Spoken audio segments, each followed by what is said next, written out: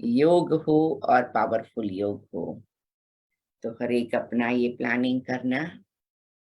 देखो मधुबन की दिनचर्या बनी हुई है। क्या दिनचर्या बाबा ने बनाई, दादियों ने बनाई, मम्मा ने बनाई। बैलेंस की दिनचर्या। सुबह अगर आप 3:30 या 4 बजे उठते हो तो मधुबन का नियम क्या है? कोई कोई है थोड़ा 5 से 6 के बीच में आराम कर लेते, वो भी बाबा ने परमिट किया हुआ है।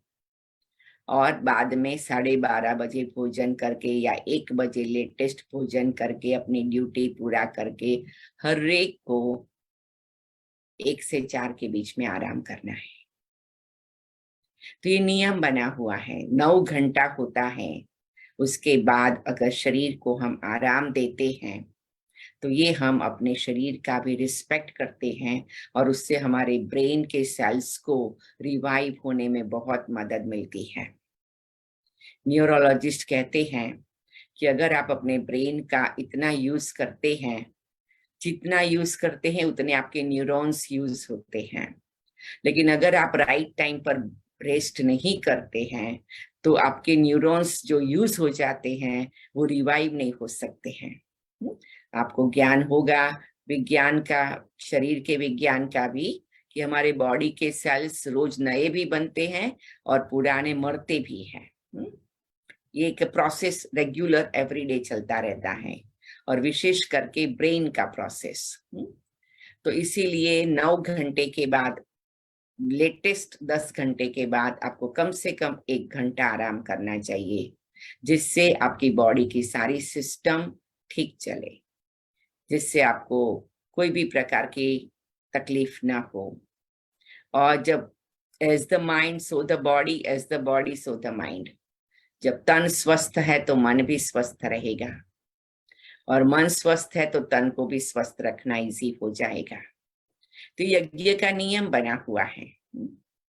फिर शाम की ड्यूटी करके 2-3 बजे उठ करके ड्यूटी करके सब कुछ करके 9, 9:30, 10 बजे सो जाना है। अगर आप ये टाइम पर नहीं सोते हैं तो आगे पीछे कभी भी आपको अपनी बॉडी का आराम कर लेना है। जैसे कभी कभी हम नहीं सोती हूँ तो फिर हम दूसरे टाइम पर आराम कर लेते हैं।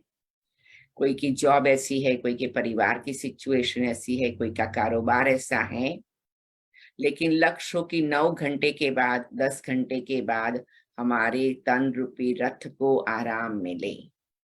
उससे हमारी स्वस्थता रहेगी और फिर हमारा ज्ञान, योग, धारणा, सेवा, चारों ही सब्जेक्ट क्वालिटी वाला होगा। हमें हमेशा ध्यान रखना है हम जो करें क्वालिटी वाला करें। तो अभी हम सभी एक आज संकल्प कर लेंगे, जनवरी मास से ये पूरा दिसंबर मास अपने आप को रीसेट करो, रीप्रोग्रामिंग करे, रीऑर्गेनाइज करे, री डिजाइन करे अपनी सिस्टम को। तो फिर जनवरी मास से हम अपने आप को चमकीला स्वरूप अनुभव कर सके, औरों के लिए भी एक गुड एग्जाम्पल बन जाए। अच्छा, अभी फिर से आत्मिक स्थिति में स्थित होकर हम कहाँ पहुंच जाएंगे? मीठे प्यारे बाबा की मीठी प्यारी याद में कहाँ पहुंच जाएंगे? मधुबन में हिस्ट्री हॉल में बाबा के सन्मुख बैठ जाएंगे।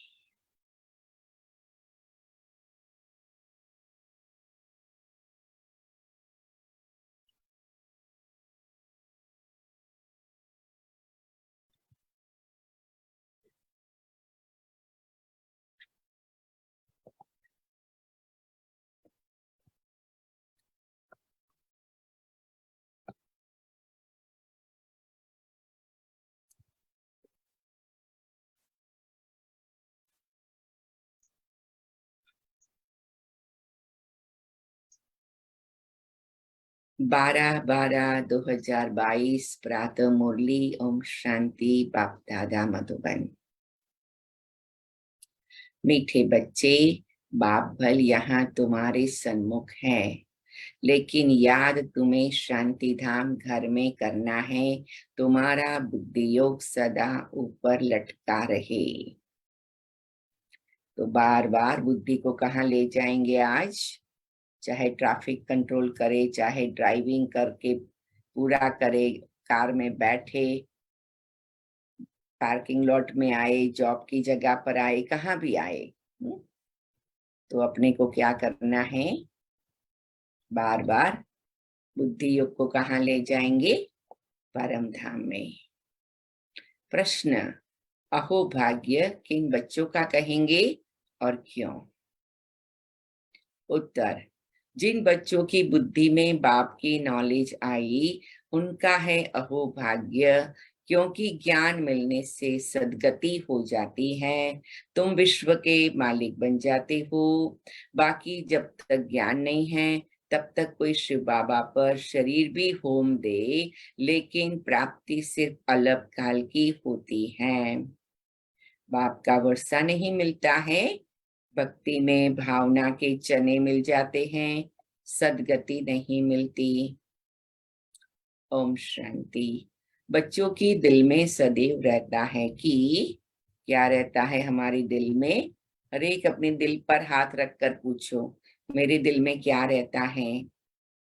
बाबा आकर हमको पढ़ाते हैं, यहाँ तो सन्मुख बैठे हो, बुद्धि में आता है हमारा बाबा आया हुआ है, कल पहले मुआफिक फिर से हमको राजयोग सिखलाकर पवित्र बनाए साथ ले जाएंगे। यह भी तुम बच्चे जानते हो, हम जितना पुरुषार्थ करेंगे उतना जाकर उच्च पद पाएंगे। अंडरलाइन, मैं जो भी करूंगी मेरा रिवॉर्ड कोई भी खींच नहीं सकता है। इसलिए लौकिक दुनिया में भी कहते हैं कि कोई हाथ में से खींच के ले जाएगा, भाग्य से खींच के कोई नहीं ले जाता। यह बुद्धि में रहता है।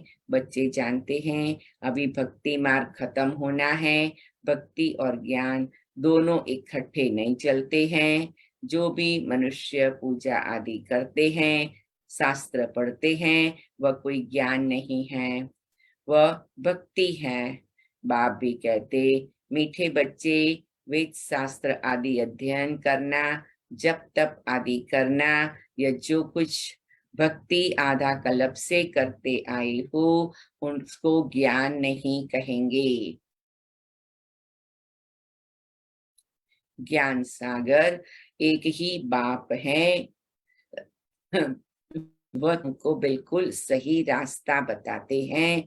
बच्चे अब मुझे याद करो तो विकर्म विनाश हो जाएंगे। कोई भी देहधारी को याद नहीं करना है। बुद्धि योग ऊपर में लटका हुआ होना चाहिए। ऐसे नहीं बाबा यहाँ है तो बुद्धि भी यहाँ रहे, बल बाबा यहाँ है तो भी तुमको बुद्धि योग वहां शांति धाम में लगाना है। अब शांति धाम में बुद्धि योग कैसे जाएगा? जब बार बार हम अपनी प्रकृति में देखकर अपने को आत्मा निश्चय करेंगे, फिर बार बार शरीर से बाहर निकलने का अभ्यास करेंगे, फिर बार बार प्रकृति के 5 तत्वों से परे आकाश की ओर जाने का अभ्यास करेंगे, और बार बार परम धाम की स्मृति में आएंगे। तो 5 स्टेप्स लेने पड़ेंगे, तब क्या होगा कि आपको बुद्धि योग परम धाम की ओर बाबा में लगा सकेंगे। ऊपर में लटका हुआ हो, कितना सुंदर बाबा अनुभव करा रहे हैं। ऐसे नहीं बाबा यहाँ है तो बुद्धि भी यहाँ रहे, बल बाबा यहाँ है, तुमको बुद्धि योग शांति धाम में लगाना है। क्यों? क्योंकि जितना बुद्धि योग शांति धाम में जाएगा उतना आत्मा की बैटरी चार्ज होगी, आत्मा का पुरानापन भस्म होगा। क्योंकि जब तक शरीर के बाहर निकलते नहीं हैं तब तक वो पावर नहीं आती है। तो ये बहुत जरूरी है। आज बाबा अंडरलाइन करा रहे हैं, ज्ञान है ही 1 सेकंड का, भक्ति तो आधा कल्प चली और आधा कल्प तुमको वर्षा मिलना है। भक्ति और ज्ञान दोनों इकट्ठे हो न सके, दिन और रात अलग अलग हैं। यह है बेहद का दिन और रात, ब्रह्मा का दिन, सो बीके का दिन। बच्चे जानते हैं हम देवता बन रहे हैं। सतयुग को कहा जाता है जीवन मुक्ति धाम, यह है जीवन बंध धाम। इस समय सब रावण के बंधन में है, शोक वाटिका में है। तुमको अब पता पड़ा है शोक वाटिका किसको, अशोक वाटिका किसको कहा जाता है। भक्ति है उतरती कला का मार्ग। बाप कहते अब वापस मुक्ति धाम चलना है, ऐसे कोई कह नहीं सकते। मेरे बच्चे अब सबको मुक्ति धाम चलना है, अर्थात जीवन बंध से लिबरेट होना है। फिर पहले कौन सा धर्म जीवन मुक्ति में आना है, यह भी तुम बच्चे जानते हो। खेल सारा भारत पर ही है, बाकी बीच में बाई प्लॉट्स हैं। अपना उनसे कोई कनेक्शन नहीं है। ज्ञान और भक्ति की बातें मनुष्य नहीं समझ सकते, उनका पार्ट ही नहीं है। पार्ट है ही तुम भारतवासियों का।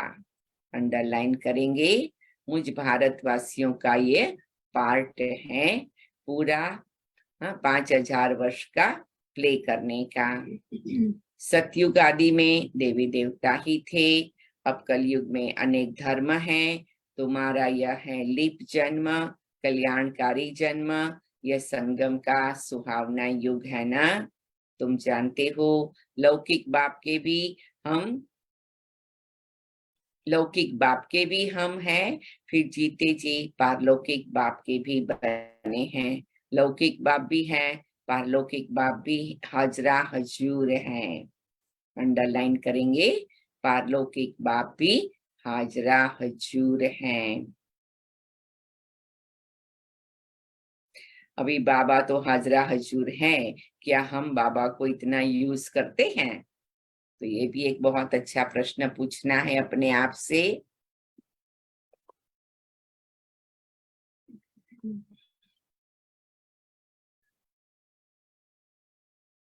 बाबा तो कहते मैं हाजरा हजूर हूँ, बच्चों को अवेलेबल हूँ, बच्चे मुझे यूज करें। तुम्हारी आत्मा कहती है बाबा आप परम धाम से आए हो, हमको वापस ले जाने। बाप बच्चों से ही बात कर सकते हैं। जैसे आत्मा को इन आंखों से देख नहीं सकते, वैसे परमात्मा को भी देख नहीं सकते। हाँ, दिव्य दृष्टि से साक्षात्कार हो सकता है। दिखाते हैं विवेकानंद को साक्षात्कार हुआ, रामकृष्ण की आत्मा निकल मेरे में समा गई, परंतु आत्मा समा तो नहीं सकती। बाकी आत्मा का साक्षात्कार होता है। परमात्मा का भी यथार्थ रूप बिंदी है, परंतु गाया हुआ है, वह हजारों सूर्यों से भी तेजोमय है। तो परमात्मा अगर वह साक्षात्कार न कराए तो कोई का विश्वास न बैठे। बिंदी रूप के साक्षात्कार से कोई समझ न सके, वह अति सूक्ष्मते सूक्ष्म है, उनसे सूक्ष्म कुछ भी है नहीं। यह भी तुम बच्चों की बुद्धि में है। आत्मा और परमात्मा जो बिंदी रूप है, उनमें सारा पाठ नूंदा हुआ है। आत्मा में 84 जन्मों का अपना अपना पाठ नूंदा हुआ है। अंडरलाइन करेंगे, हर आत्मा में 84 जन्मों का अपना अपना पाठ नूंदा हुआ है। मुझ आत्मा में भी मेरे 84 जन्मों का पार्ट नूंदा हुआ है। तो उससे हमें क्या फायदा होगा कि हर एक का पार्ट अपना है, न हम किसी की उल्टी कॉपी करेंगे, कंपैरिजन करेंगे, कंपटीशन करेंगे। हाँ, प्रेरणा जरूर लेंगे, एनकरेजमेंट जरूर लेंगे, और अपना जो पार्ट है उसके पर भी हम ज्यादा फोकस करेंगे। हम प्रेरणा ले सकते हैं, प्रेरणा दे सकते हैं, लेकिन अपने पार्ट पर फोकस करना बहुत जरूरी है। मुझे भगवान ने जो भी पार्ट दिया है, मेरे कर्म प्रमाण जो भी पार्ट मिला है, वो एक्सेलेंट है, डिवाइन है। हम उससे खुश रहे, हम उससे संतुष्ट रहे। देखो, सैटरडे को मैं सुन रही थी, मोहिनी दीदी का हिंदी मुरली क्लास चलाती है हर सैटरडे को मोहिनी दीदी। जब यहाँ अमृत वेला ऑलमोस्ट पूरा होने वाला होता है तभी तो मैं सुनती हूँ। तो दीदी ने फिर अपना मधुबन का अनुभव बताया, तो बताया कितने भाई, विशेष करके भाई, बाबा का भंडारा संभालते हैं। ज्यादातर भाई संभालते हैं। सेवाधारी माताएं आती है चपाटियां बनाने के लिए और सब्जी आदि काटने में, बाकी सारा कारोबार 80% कारोबार भाई लोग संभालते हैं। मोहिनी दीदी कहती है मैं इस बार फर्स्ट टाइम सभी को मिली इंडिविजुअली शायद या ग्रुप में या डिपार्टमेंट के प्रमाण। बहुत अच्छी बात बताई उन्होंने, वहां पर भी बताई थी, यहाँ भी बताई कि कितने भाई ऐसे हैं जो 16, 17, 18, 19, 20 साल के थे, आए बाबा के घर, दादियों को मिले, खुशी हुई, सरेंडर हो गए। कुमार और 1 या 2 ड्यूटी लिया, आज 30 साल से 40 साल से यज्ञ में है। अभी तो उन सबकी उम्र भी 50 साल के ऊपर हो गई है, लेकिन वही ड्यूटी का ध्यान जरूर रखते हैं। उनके भी असिस्टेंट उनको मिले हैं, सेवाधारी मिले हैं, लेकिन वो अपनी ड्यूटी का ध्यान जरूर रखते हैं, प्यार से रखते हैं। मोहिनी दीदी ने बताया, मुझे भी जान करके थोड़ा वो लगा, थोड़ा बहुत पता था, लेकिन यज्ञ में 40 करोड़ रुपए का अनाज आता है, तभी बाबा का कार्य चलता है। और भारत में तो ऐसा होता है कि आपको साल में 1 या 2 बार गेहूं चावल सब उगता है, तेल आदि आता है, तो आपको इस साल में 1 बार सारी खरीदारी करनी पड़ती है। मुझे याद है जब हम भारत में थे, सेंटरों पर थे, तो हम लोग भी ऐसा ही करते थे। लौकिक में तो करते ही थे, लेकिन सेंटरों पर भी 12 मास का बड़े बड़े तेल के डब्बे 12, 14, 15 डब्बे खरीद लेते थे, क्योंकि वो उसी टाइम फ्रेश अच्छी क्वालिटी का ऑयल मिलता था, खाने का ऑयल। ऐसे ही गेहूं खरीद के भर लेते थे, उसमें नीम का पत्ता डालना, ये वो सब जो खराब ना होवे। फिर हर वीक उसको फ्रेश आटा बना करके पीसने जाते थे, नजदीक की वो फ्लोर फैक्ट्री बोलते थे, तो फ्रेश फ्रेश सब होता था ना, 1 वीक में ही। तो मधुबन में भी ऐसे कारोबार चलता है। तो कहने का भाव, मुझे जो भी पार्ट मिला, उसको ये मिला मुझे नहीं मिला, या मुझे ये मिले तो अच्छा, ऐसा नहीं। हाँ, कभी कभी कोई अच्छी सेवा का संकल्प आता है तो बाबा के आगे रख दो, बाबा अगर मेरा पार्ट ऐसा है तो मैं ये सेवा भी करने को तैयार हूँ, मुझे खुशी होगी, लेकिन बाकी मुझे जो है उससे मैं खुश हूँ, संतुष्ट हूँ। तो ऐसे करके आप आगे बढ़ेंगे तो अच्छे संस्कार बनेंगे, क्योंकि हम सतयुगी दुनिया के श्रेष्ठ संस्कारों का निर्माण कर रहे हैं।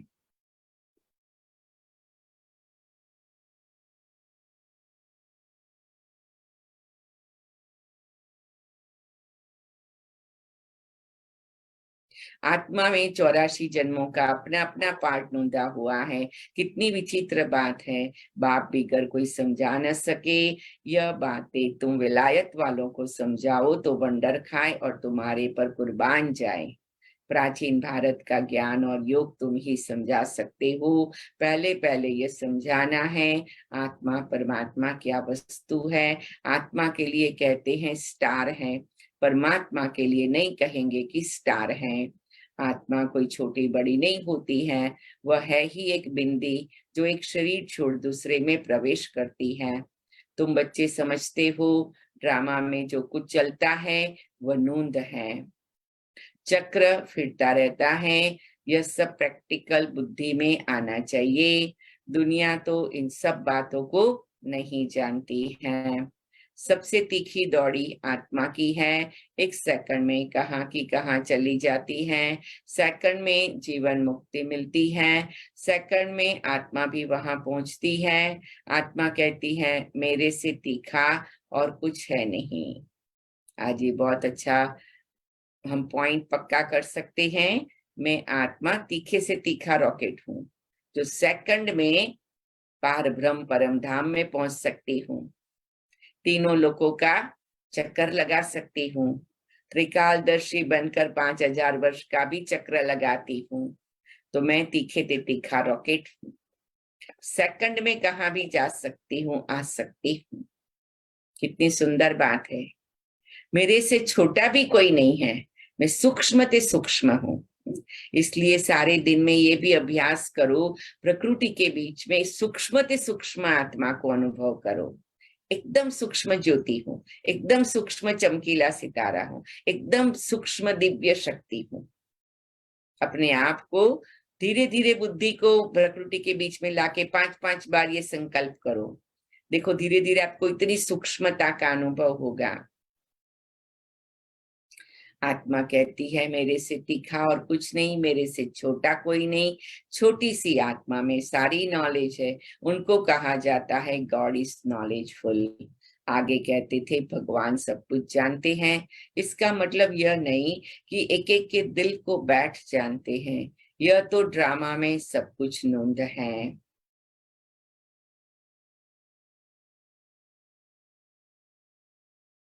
बाप समझाते हैं मैं इस झाड़ का बीज रूप हूँ। झाड़ का बीज अगर चैतन्य हो तो समझाए कि मैं ऐसे धरनी में रहता हूँ। गाया भी हुआ है, ब्रह्मा द्वारा मनुष्य सृष्टि रचते हैं, बीज तो एक है ना। तुम आत्मा यहाँ शरीर धारण कर पाठ बजाती हो। बाप कैसे आकर प्रवेश करते हैं यह तुम बच्चों को अब मालूम पड़ा है। बाप आकर नॉलेज देते हैं, सदैव बैठा नहीं रहता। बाप ने समझाया है जब झाड़ की जर्जरीभूत अवस्था होती है तब ही मैं आता हूँ। अभी सहायता के लिए बहुत यज्ञ रचेंगे। यह है रुद्र ज्ञान यज्ञ, कृष्ण ज्ञान यज्ञ हो न सके। श्री कृष्ण तो देवता थे, वह द्वापर में आ न सके। देवता फिर क्षत्रिय वैश्य क्षुद्र बनते हैं। श्री कृष्ण देवता द्वापर में कैसे आ सकता है। रावण राज्य में देवताएं पैर नहीं रखते। तुम बच्चे जानते हो आत्मा अविनाशी है। आत्मा में ही संस्कार रहते हैं। शरीर तो खत्म हो जाता है, आत्मा में ही अच्छे व बुरे संस्कार रहते हैं। अब तुम समझते हो जो भी मनुष्य मात्र हैं वह ड्रामा प्लान अनुसार चल रहे हैं। आगे यह नहीं समझते थे सृष्टि किस आधार पर चलती है। ईश्वर के आधार पर तो है नहीं, यह तो बना बनाया खेल है जो फिरता रहता है। ऐसे नहीं ईश्वर के आधार पर खड़ा है। जैसे तुम्हारा पार्ट है वैसे परमात्मा का भी पार्ट है। साक्षात्कार भी मैं कराता हूँ। भक्ति मार्ग में हर एक की मनोकामना अलग काल के लिए पूरी होती है। दान पुण्य आदि जो कुछ करते हैं उसका अलग काल के लिए सुख मिलता है। थोड़ा सा सुख मिला फिर ऐसा कर्म करते हैं जो उनको भोगना पड़ता है। कहते हैं भावी के भुगरे भी अच्छे। भक्ति मार्ग में मेहनत करते हैं, मिलता क्या है, चने। शिव बाबा पर बल शरीर भी होम देते तो भी मिलते भुगरे हैं। वर्षा तो मिल न सके। देखो कितना महत्व हमें होना चाहिए कि जब हम ब्राह्मण बनते हैं तभी हमें क्या होता है, वर्षा मिलता है। भक्ति में भी त्याग करते, तपस्या करते, उपवास करते, दान करते, पुण्य करते, यज्ञ करते, तप करते, सब कुछ करते, यात्रा करते, कठिनाई भी उठाते, लेकिन भुगरे मिलते, चने मिलते। और हम बच्चों को क्या मिलता, वर्षा मिलता। कम कम पुरुषार्थ, मेहनत ज्यादा। क्यों? क्योंकि साक्षात बाबा आया, उसको हमने पहचान लिया। तो बाबा को पहचानने में कितनी बड़ी प्राप्ति है, उसकी कितनी खुशी रहनी चाहिए।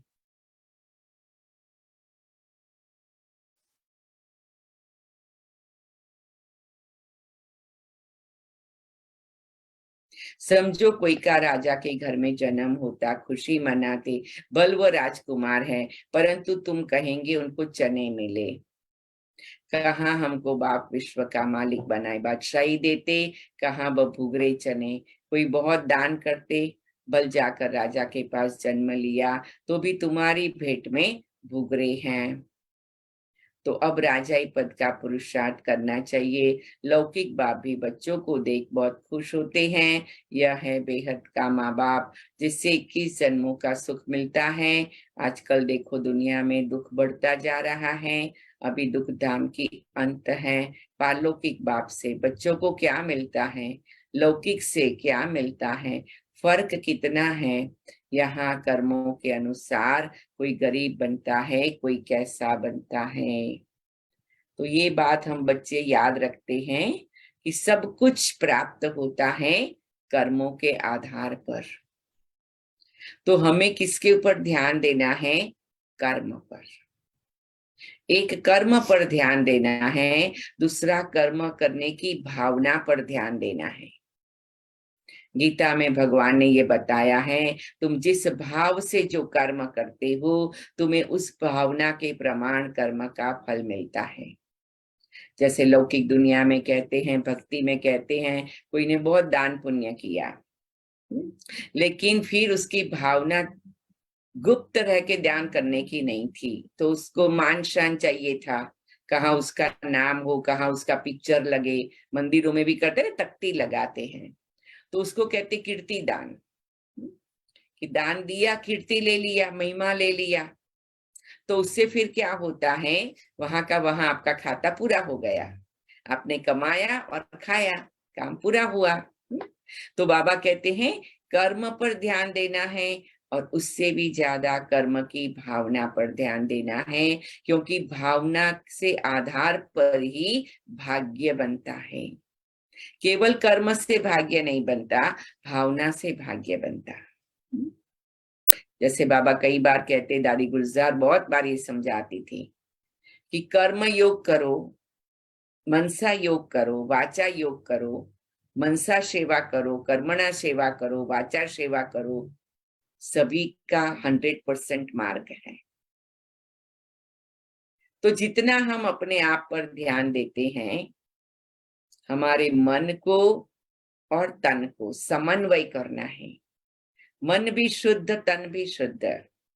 हम कर्म कोई भी करे लेकिन ऊंची भावना से करे।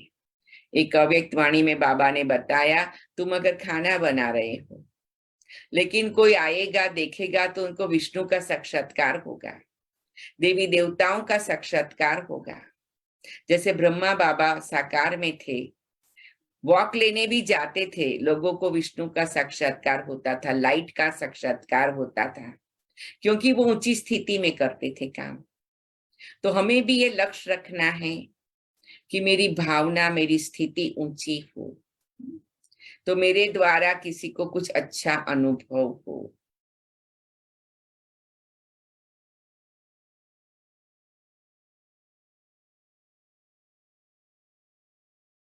यहाँ कर्मों अनुसार कोई गरीब बनता, कोई कैसे बनता, वहां गरीब भी सुखी रहते। नाम ही है सुखधाम, यह है दुखधाम। सन्यासी लोग कहते हमने घर बार छोड़ा, पवित्र बने, भारत को पवित्र रखने लिए। गवर्नमेंट भी उनका मान रखती, परंतु दुखधाम को सुखधाम बनाना यह बाप का काम है। सर्व को शांतिधाम सुखधाम ले जाना, क्योंकि यह तो सारी दुनिया का प्रश्न है।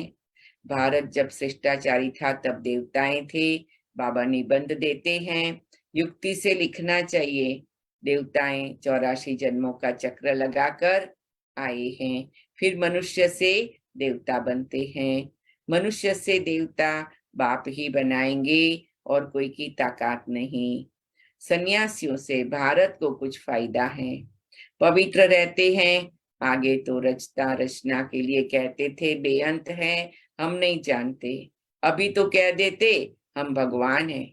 तत्व को याद करने से विकर्म विनाश नहीं होंगे। बाप के महावाक्य हैं, मामेकम याद करो तो तुम्हारे विकर्म विनाश होंगे। पतित पावन मैं हूँ, सारी दुनिया को आकर पावन बनाता हूँ। सारे भंबोर को आग लगनी है।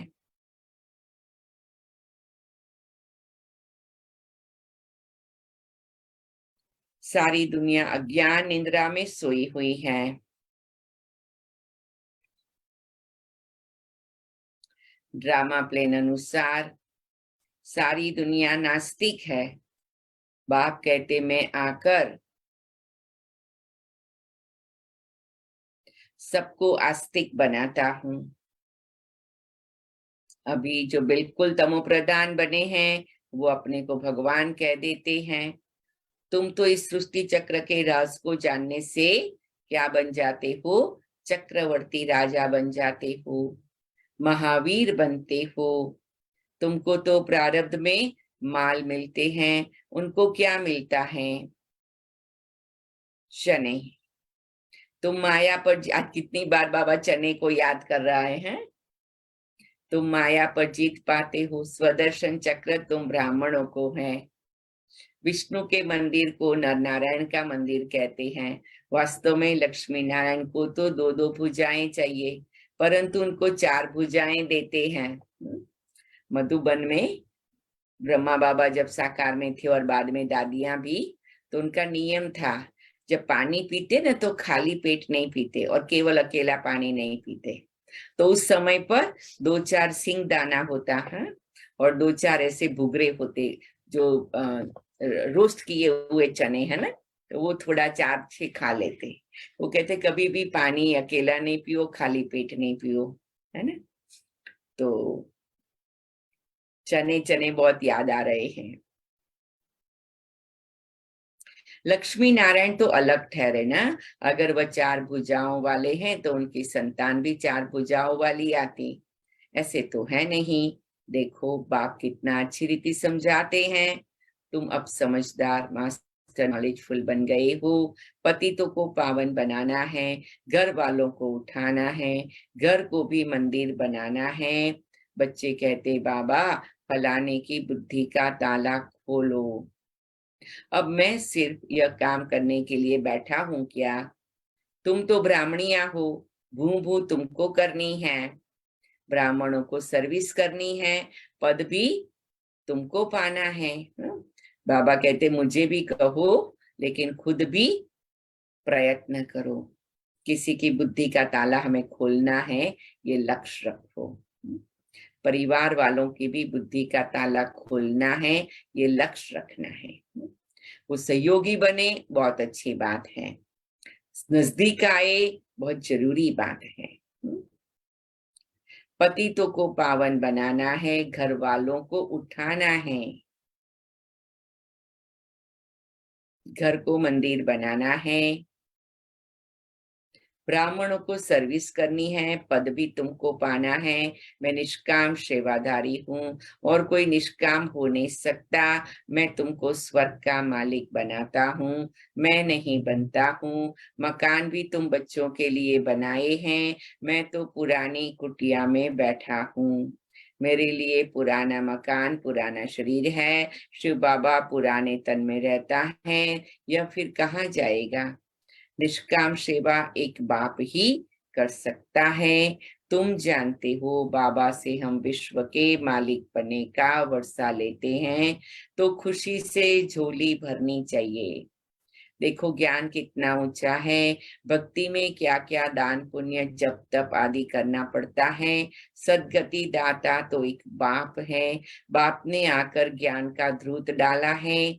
सतयुग में सबकी ज्योति जगी रहती है, परंतु वहां पर ज्ञान नहीं रहता कि हम तमो प्रधान से सतो प्रधान बने हैं। वह है प्रारब्ध। नएश्वर चक्र शुरू होता है, यह अनादि है। सूर्य निकलता है फिर जाता है, यह धरती का फेरा है। ऐसे नहीं ईश्वर फेरता है। कुछ चीजें बाबा कहते बनी बनाई हैं। अच्छा, मीठे मीठे सिक्के लदे बच्चों प्रति माता पिता बाप दादा का याद प्यार और गुड मॉर्निंग। रूहानी बाप की रूहानी बच्चों को नमस्ते। हम रूहानी बच्चों की रूहानी बच्चों की बाप दादा रूहानी बच्चों की और बाप दादा को नमस्ते बाबा। नमस्ते बाबा। नमस्ते बाबा। शुक्रिया बाबा। शुक्रिया शुक्रिया शुक्रिया शुक्रिया बाबा। धारणा के लिए मुख्य सार, घर घर को मंदिर बनाना है, परिवार वालों की भी सेवा करनी है, ऊंचे ज्ञान का सिमरण कर खुशी से झोली भरनी है। मैं आत्मा घर घर को मंदिर बनाती हूँ। मैं आत्मा परिवार वालों की भी सेवा करती हूँ। मैं आत्मा ऊंचे ज्ञान का सिमरण कर खुशी से झोली भरती हूँ। किसी भी देहधारी को याद नहीं करना है, अपना बुद्धि योग ऊपर लटकाना है, सुहावने संगम युग पर जीते जी पारलौकिक बाप का बनना है। मैं आत्मा किसी भी देहधारी को याद नहीं करती हूँ। मैं आत्मा अपना बुद्धि योग ऊपर लटकाती हूँ।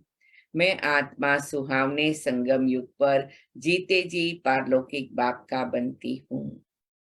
वरदान। यथार्थ सेवा द्वारा सेवा का प्रत्यक्ष फल खाने वाले मन बुद्धि से सदा तंदुरुस्त भव। मैं आत्मा यथार्थ सेवा द्वारा सेवा का प्रत्यक्ष फल खाने वाली मन बुद्धि से सदा तंदुरुस्त हूँ। देखो, ये बहुत सुंदर बात बाबा ने बताई है कि जब हम यथार्थ रीति से सेवा करते हैं तो हमारा मन और बुद्धि तंदुरुस्त बनता है, शक्तिशाली बनता है। तो उससे क्या होगा? मन के विचार ऊंचे होंगे और बुद्धि के निर्णय स्पष्ट होंगे। यदि सेवा योग युक्त और यथार्थ है तो सेवा का फल खुशी, अतीन्द्रिय सुख, डबल लाइट की अनुभूति अर्थात बाप के कोई न कोई गुणों की अनुभूति प्रत्यक्ष के रूप में जरूर होती है। और जो प्रत्यक्ष फल खाते हैं वह मन बुद्धि से सदा तंदुरुस्त रहते हैं। अगर कमजोर है तो समझो ताजा प्रत्यक्ष फल नहीं खाते हैं। जैसे शरीर का स्थूल भोजन हम फ्रेश बनाकर खाते हैं ना, ऐसे मन और बुद्धि को भी पावरफुल फ्रेश ज्ञान का ऐसा भोजन खिलाना, योग का ऐसा भोजन खिलाना। तो क्या होगा? मन के विचार श्रेष्ठ, बुद्धि के निर्णय स्पष्ट। अगर कमजोर रहते हैं तो समझो ताजा प्रत्यक्ष फल नहीं खाते। प्रत्यक्ष फल सदा हेल्दी बनाता है, इसलिए आपका स्लोगन है, क्या स्लोगन है हमारा? एवर हेल्दी, एवर वेल्दी और एवर हैप्पी। स्लोगन। अपने हर कर्म द्वारा ब्रह्मा बाप के कर्म को प्रत्यक्ष करने वाले ही कर्मयोगी हैं। मैं आत्मा अपने हर कर्म द्वारा ब्रह्मा बाप के कर्म को प्रत्यक्ष करने वाली कर्मयोगी हूँ। मैं आत्मा अपने हर कर्म द्वारा ब्रह्मा बाप के कर्म को प्रत्यक्ष करने वाली कर्मयोगी हूँ। तो हम जो भी कर्म करें, चाहे ज्यादा करे चाहे कम करे, लेकिन बाबा को बार बार याद करें और बाबा की याद में रहकर वो कर्म करे। बाबा को नजरों के सामने रख के कर्म करे। अच्छा, ओम शांति, ओम शांति। चलो प्यारे बाबा की याद में पहले बैठते हैं।